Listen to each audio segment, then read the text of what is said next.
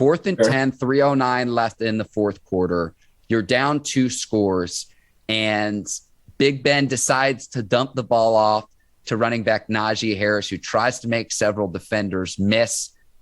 But it's like at that point, understand the down, distance, and situation of the game.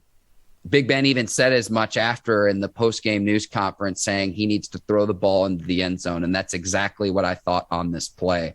But we've got it pulled up here now, Ike. What did you see? Well, see, if you look at this play, they crowd the line. And stop it if we can. If we can go back, man, if you just look at this play from the get-go, they're just crowding the line. So they've been attacking Ben. And what I mean by attacking Ben, they've been blitzing Ben a little bit, So if you look down at the bottom, it looks like one-on-one coverage. But if you look at the right corner for the Cincinnati Bengals, he has outside leverage because he know a linebacker or a safety is about to come out and take his inside leverage, so he has help on the backside. If you check and see, Ben is thinking, man, they might be playing cover zero. Now, cover zero is where everybody blitzing, the linebacker and the whole defensive line blitzing, and the only people who are going to be in coverage are the secondary guys. But it's not like that. And what I did like about what the Cincinnati Bengals did on this was they disguised. And that's something when we was winning Super Bowls when I was playing, we disguised things very well. It looked like we was coming and we'll drop back into the zone. And sometimes it was vice versa. But on this 4th and 10, yeah, that's exactly what they did. If I was 7, and I know it's hard for 7 because he has a lot going on in his brain right now. But like he said earlier, I thought 7 should at least shot for the end zone. But you got to give Cincinnati their props on the skies and their defense and see if you can roll this tape. He's thinking a hot blitz. That's why he let the ball go to Najee Harris quick because he thought for sure. But you got 7 guys down there from the Cincinnati Bengals ready to roll. So that wasn't nothing but a zone blitz looking like in disguise, and then wind up backing up, playing the line, which was 4th and 10, having Ben to check it down, even though he shouldn't. But I understand what Ben was thinking. But you got to give the Cincinnati Bengals their props, man. They didn't bring nothing but 4 people, and they faked 7 out and had them thinking it was, a total 0-man blitz, dropped back in the skies, and that's what kind of sealed the game. They had no chance after that. Courtney, could you pause it right here, right where we're at right now? So this is the aerial shot, Ike. So we call that the box. So if you look at 1, 2, 3, 4, 5, 6, 7, 8, you got 8 guys in the box. So you got your corner down on your right-hand side down here by himself. At least that's what they think. Then you got your other 2 corners at the top. You got your corner with the X. You got your corner in the slot. They're looking like they're in inside leverage 0-man coverage. Then you have your safety up. And what your safety is doing, your safety is up by the running back. So I know for sure 7 is like, man, I can scat 22 Najee out, and I'm gonna get a ball down to him. So now it's gonna be a one-on-one matchup. That's exactly what he's thinking. But as soon as the ball is snapped, watch what the Cincinnati defenders do. So go ahead and run the play, Courtney. Oh, that's the beautiful thing.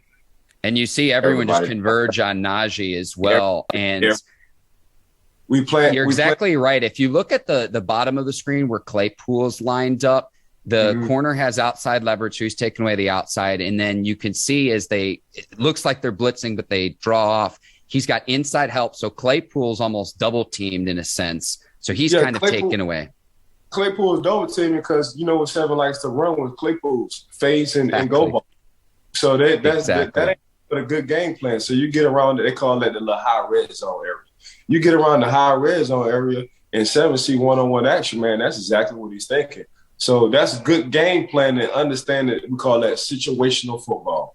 That's good situational football by the Cincinnati Bengals. Not only running it correctly, but disguising their coverage and doing something what they're doing, act like they're gonna do something, but they did something totally opposite. So, man, that was honestly, Coach LeBeau he probably would have had that up. He would have rewind that thing at least 1,000 times because that's what we were so used to doing, disguising our coverage, making them think we're going to do something else, then wind up when the ball gets snapped, man, wind up making a play. And the play was made on a crucial situation on that 4th and 10 and had Ben checked down Najee. I know Ben thought it was going to be a one-on-one situation, but it wasn't.